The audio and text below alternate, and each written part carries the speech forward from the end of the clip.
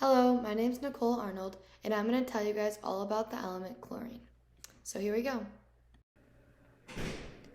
Chlorine's symbol is Cl and is put into group 7, the halogens, on the periodic table. In the image, chlorine is highlighted so you can see where it is. Halogen elements are reactive nonmetals and are always found in compounds with other elements. Chlorine exists as a diatomic greenish-yellowish gas. The element chlorine contains 17 protons and 17 electrons. Its average atomic mass is 35.4527. It has 18 neutrons on average based on the molar mass of chlorine. Chlorine's average atomic mass is made up of its protons and neutrons. Although chlorine's relative atomic mass is 35.5, it has two naturally occurring isotopes. Those are chlorine-35 and chlorine-37. Chlorine-35 makes up 75% of chlorine in the universe, while chlorine-37 makes up 25%. Chlorine is produced from one of nature's most plentiful minerals, common salt, which is sodium chloride. This is the same salt that we sprinkle onto our French fries. The pure form of chlorine is poisonous to humans, but fortunately, chlorine can join with almost any other element, like sodium chloride, for example. The element chlorine does not exist naturally on Earth, but is manufactured by electrolysis of seawater. Water is comprised of two elements, hydrogen and oxygen. Distilled water is pure and free of salts, so is a very poor conductor of electricity.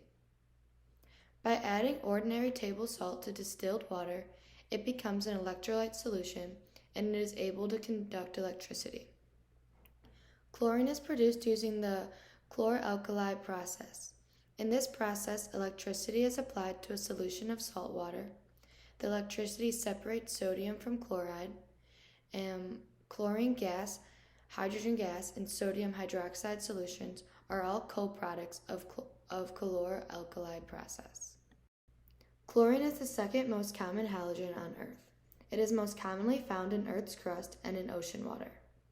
In Earth's crust, it is found as part of the compound sodium chloride, which is sodium mixed with chlorine, and is also known as table salt.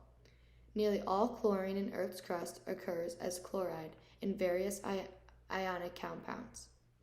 Chlorine is about the 21st most abundant element in Earth's crust and therefore constitutes 0.017% of Earth's crust. The most common compound of chlorine is sodium chloride, which is found in nature as crystalline salt rock or table salt. Aside from being present in Earth's crust, sodium chlorine is also present in seawater, which has an average concentration of about 2% of that salt. Chlorine is the most abundant element dissolved in seawater.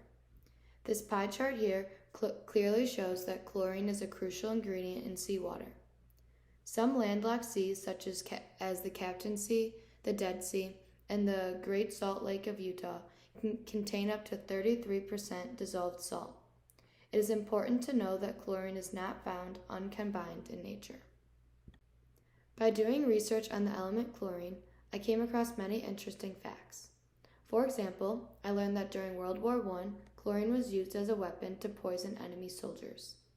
This makes sense considering that chlorine is poisonous to the human body, and the liquid form of chlorine will burn a person's skin. It also makes sense that chlorine was used as a weapon because in its pure form, chlorine can cause trouble breathing and irritation to the eyes and skin. Also, because chlorine is much heavier than air, it would sink into low-lying areas such as the enemy soldiers' trenches. You can see in this image that one man is holding his skin, most likely due to the burning caused by chlorine. They are all wearing protective eyewear and masks to prevent themselves from breathing it in or letting it touch their face. Another interesting fact or property that makes chlorine so unique is its disagreeable odor. This greenish-yellowish gas can be smelled from so far away. It is strong, irritating, and it smells like bleach.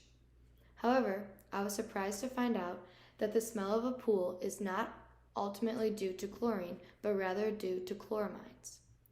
Chloramines are chemical compounds that build up in pool water when it is not properly treated. Chloramines are a combination of chlorine disinfectants and precipitation. Chlorine is an element that definitely impacts my day-to-day life because of its many uses. The first example that I would assume most people think of is chlorine pools. Chlorine is added to pool water to help fight germs in order to keep the pool water sanitized and to ensure that swimmers are not exposed to harmful bacteria that could cause illness. Pools are sanitized using a variety of chlorine-based compounds. When one of these compounds contacts water, they release hypochlorous acid, which is the active sanitizing agent that kills bacteria in water. The process of chlorine being used to sanitize pools affects me significantly because I have a pool of my own, and without chlorine, I wouldn't be able to swim in it safely. Another day-to-day example of how chlorine is used in my life is through table salt. Table salt is made up of sodium and chlorine. This salt is one of the most abundant minerals on Earth. I am definitely one of those people who thinks that putting salt on any food makes it taste better. I put it on french fries, eggs, buttered noodles, all sorts of foods. Aside from flavoring food, table salt is also used to preserve food. It helps to preserve spoilage and keep food safe and ready to eat, and it does this by reducing the water activity of the foods.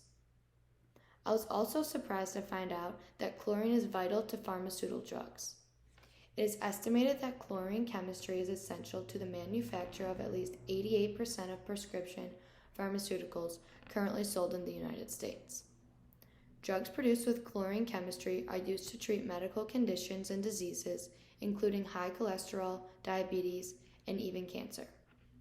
I am prescribed to take a medicine called doxycycline hyclate every day to improve my skin, so I decided to look at the ingredients to see what was in there. I did indeed find that chlorine is an ingredient. This medication has helped me, and I am still continuing to use it every day, and it's funny to see that chlorine plays a role in it, and I had no idea. This multi-purpose element is very important to our daily lives. Each person interacts with chlorine on a daily basis, even if they do not realize it. These are the sources that I used for all the information I talked about, and the images were cited on the bottom of each page. I hope you guys enjoyed learning about chlorine, and especially how it impacts our lives every day.